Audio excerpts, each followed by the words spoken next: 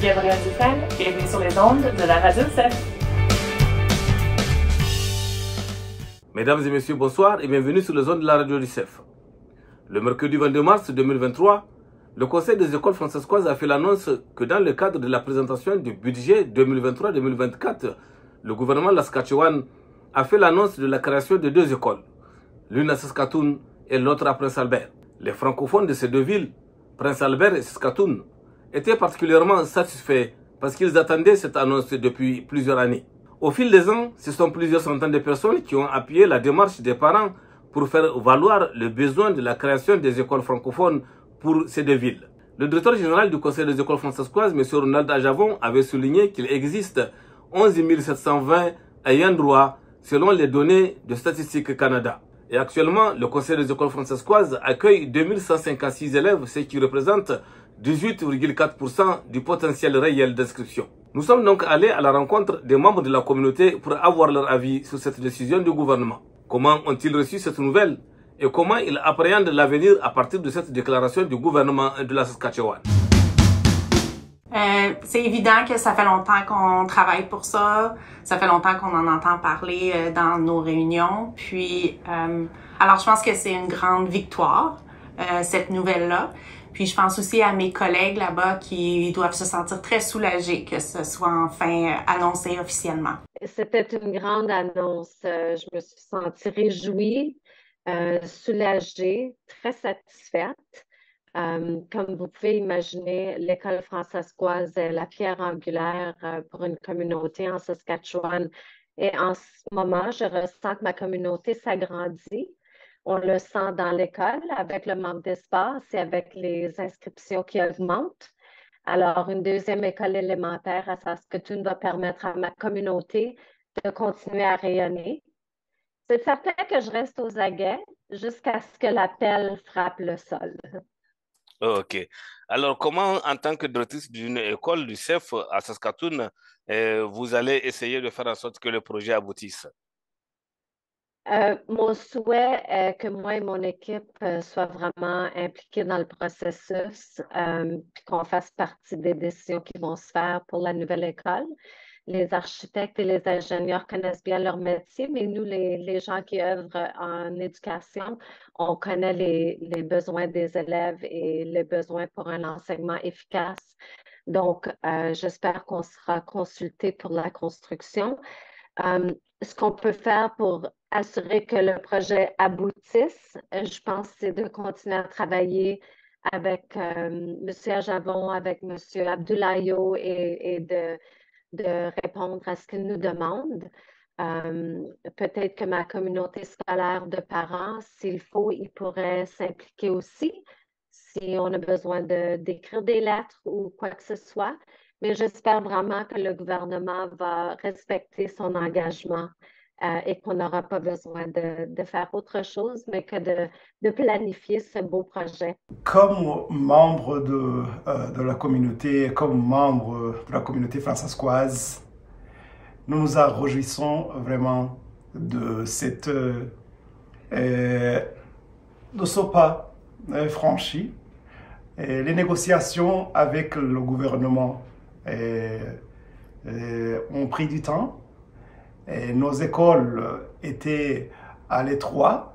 On avait grandement besoin que cette décision soit prise et mise en application pour qu'on désengorge nos écoles afin vraiment de s'assurer que nos élèves aient des conditions nécessaires et suffisantes pour assurer leur réussite.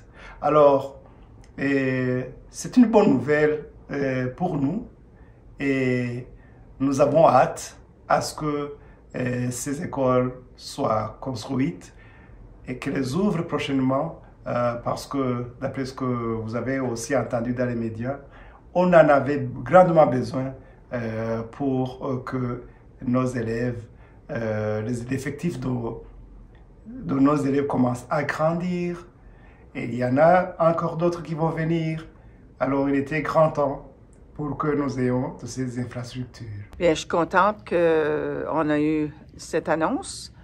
Je suis encore anxieuse pour le premier pelleté de notre première annonce de v'là 5 ans pour notre école à Regina. Alors ça va être beaucoup plus excitant parce que nous aurons quand même franchi une autre étape. Je dirais qu'en général, on était soulagés de comprendre que le gouvernement avait créé une priorité spéciale pour une nouvelle école élémentaire à Saskatoon en particulier. Évidemment, le besoin était grand à Prince-Albert aussi. Mais il y a 4 ans déjà, on avait souligné pour le gouvernement à travers une campagne de lettres que les espaces étaient insuffisants et puis que l'éducation de nos enfants avait le potentiel d'être compromis par ces manques d'espace. Et donc, ça leur a pris 4 ans juste pour l'annoncer de façon écrite. Et il n'y a pas de démarches concrètes qui ont été créées encore. Et donc, oui, on était soulagés, mais on s'est aussi dit qu'on doit passer à l'action et on ne peut pas attendre. Et donc, on est en train de refaire une campagne de lettres avec des suggestions spécifiques que le gouvernement puisse relâcher ou faire disponibles des fonds immédiatement pour rénover les espaces actuels et pour nous prioriser pour une école physique ou des espaces physiques qui pourraient être utilisés pour la rentrée 2025. Parce que ça, c'est les échéances ou ça, c'est les délais dans lesquels on s'attendrait à une nouvelle école et qui serait basé sur la MOU qui a été signée par le gouvernement et le CEF il y a plusieurs années. Quelles sont les actions concrètes que vous allez poser pour pousser le gouvernement à faire en sorte que ces écoles puissent être créées avant ou bien pour la rentrée 2025? Donc, on commence avec une campagne de lettres. Donc, on a un groupe de parents très motivés et puis on va écrire des lettres bilingues à tous les députés de la Chambre et puis à l'honorable Premier ministre pour qu'ils sachent que oui, on est soulagé qu'il y a eu de l'argent qui est annoncé pour une nouvelle école, mais que le travail ne fait que commencer et qu'on a besoin de financement immédiatement.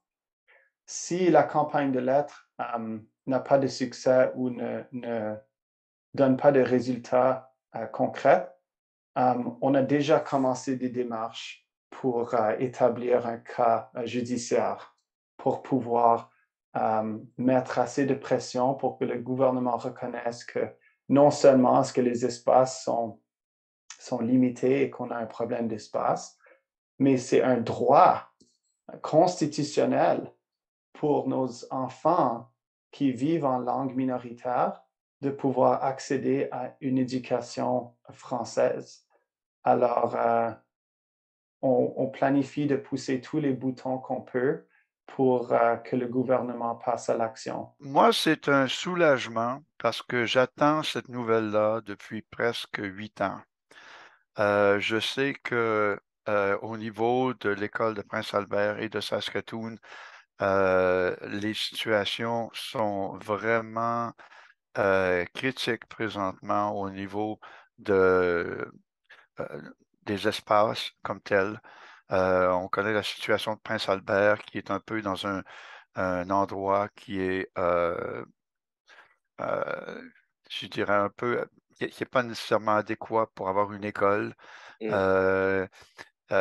Pendant plusieurs années, l'école a grandi et ils n'ont pas eu la chance de reprendre leur espace communautaire parce que l'école a grandi, a pris les espaces communautaires.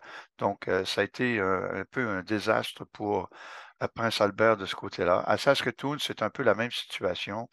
On a eu une école primaire, on a eu une école secondaire.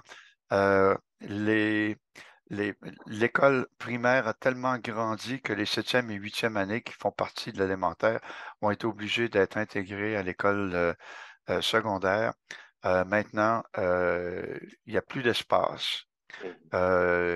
Et c'est vraiment bienvenu de savoir que le gouvernement va planifier une école. Hein, ce n'est pas encore construire une école, mais va seulement planifier une école. Et on ne sait pas quand, encore là, cette école sera fonctionnelle. Donc, c'est un peu un soulagement, c'est une première étape, mais il reste encore beaucoup, beaucoup à faire avant d'en arriver à une école. Oui, vous avez dit que ça fait longtemps que vous luttez là-dessus et que vous venez aussi d'évoquer le fait que c'est juste une planification. Mais alors, Roger, comment vous allez essayer d'appuyer le CEF pour que cette promesse du gouvernement soit effective avant, par exemple, ou tout juste en 2025? Pour Prince Albert, je pense qu'il y a déjà un groupe de personnes qui sont relativement bien organisées. Ça fait au moins 3 ans qu'ils ont avancé avec des revendications. À Saskatoon, c'est quand même suffisamment récent. On a mis sur pied récemment un comité d'action pour des nouvelles écoles à Saskatoon. Et puis, je sais que pour avoir participé à quelques-unes de ces rencontres-là, que les parents vont faire une démarche de lettres qui vont être envoyées à Monsieur le Premier ministre Moe, au ministre de l'Éducation, aux critiques du NPD en matière d'éducation, ainsi qu'à leurs députés. Et on va demander à l'ensemble des parents qui sont disposés à envoyer des lettres à le faire et même à copier l'ensemble des députés de l'Assemblée législative au complet. On veut vraiment que l'ensemble des députés et ceux qui sont vraiment responsables des décisions sachent que les parents sont vraiment décidés à avoir leur école pour septembre 2025 et qu'il va y avoir des mesures transitoires pour alléger la situation présentement jusqu'à temps que l'école soit construite. Un peu comme ça a été fait à Regina avec le déplacement qui a été fait avec l'école du parc, qui est une école transitoire. Et ensuite, Regina va avoir son école qui va être construite d'ici quelques temps. Je dois ajouter que une action légale en cours n'est pas encore éliminée. Il est possible, et il est très possible que si le gouvernement n'avance pas tel qu'attendu, que des actions juridiques soient intentées. Donc, en fait, si je comprends, suite à ce que vous venez de dire, en fait, l'action peut ne pas suivre la parole. La tactique du gouvernement au cours de tous ces 8 dernières années a été de ralentir, de mettre des obstacles, de ne rien faire. C'est l'immobilisme. Et donc, si on ne fait pas quelque chose, et puis Regina est l'exemple parfait, quand le CPIP, le comité des parents préoccupés et inquiets, a avancé avec son action, avec ses lettres, les choses ont avancé, l'école du parc est survenue. Et malheureusement, Prince Albert avec l'école Rivier, il y a eu de l'immobilisme jusqu'à temps que cette option-là soit disparue. Et nous, à Saskatoon, maintenant, on dit non, on ne peut pas faire confiance à ce gouvernement-là. À chaque fois qu'on a eu à avoir besoin d'avoir de l'action, c'est en ayant recours aux tribunaux et en faisant des démarches et en mettant des pressions. Il ne faut pas oublier que ce n'est pas le CEF qui peut faire ces pressions-là. Le CEF a de l'envergure, est capable de faire avancer les choses, mais le droit constitutionnel au niveau de la gestion scolaire et de l'éducation pour les communautés de langue en situation minoritaire appartient aux parents et c'est les parents qui ont à faire et à poser les gestes pour faire que ça avance. Et puis, maintenant, je vois que ce sont les parents qui font avancer les choses et il y a de l'action. Donc, si je comprends, la lutte ne fait que commencer. La lutte ne fait que commencer et ne va pas s'arrêter jusqu'à temps qu'on ait gain de cause. Nous avons aussi donné la parole à M. Alpha Barry, le président du conseil scolaire francescois, pour qui le conseil va continuer à travailler de très près avec les communautés afin de répondre aux besoins de nouvelles infrastructures scolaires. Merci Ousmane pour la question.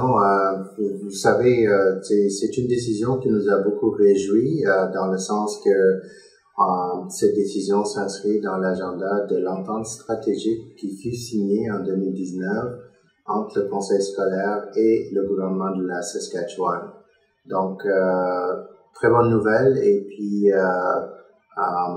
nous nous réjouissons de cette décision. Vous avez évoqué 2019, il y a eu des luttes qui ont été menées de 2019 à 2023. Quelles sont ces différentes luttes qui ont été faites pour aboutir à cette création de 2 écoles? Ben écoutez, des luttes, déjà il faut comprendre que la lutte a commencé autour de la table du conseil scolaire où il fallait que nous tous nous parlions d'une même voix par rapport à la revendication de ces écoles-là.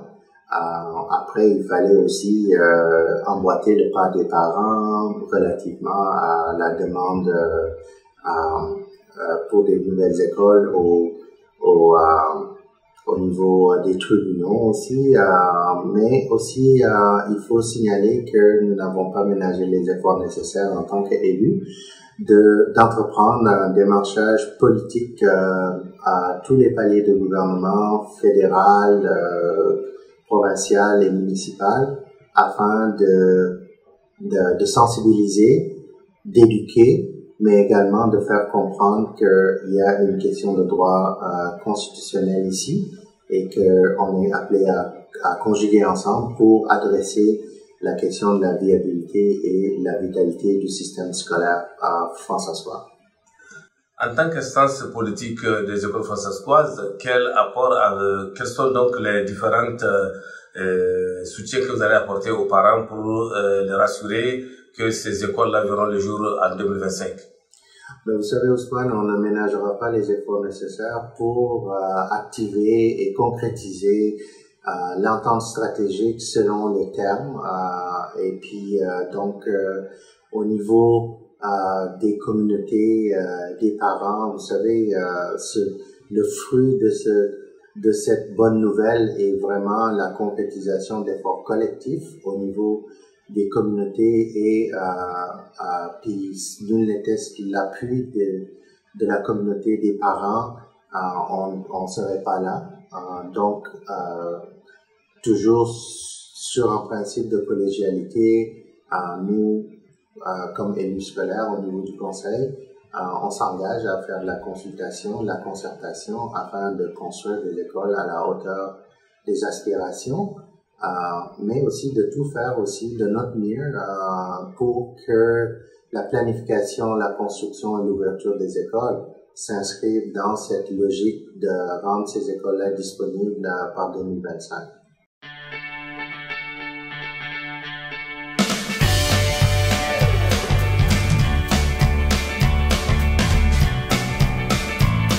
Ici Gabrielle Dufresne, bienvenue sur les ondes de la Radio CEF.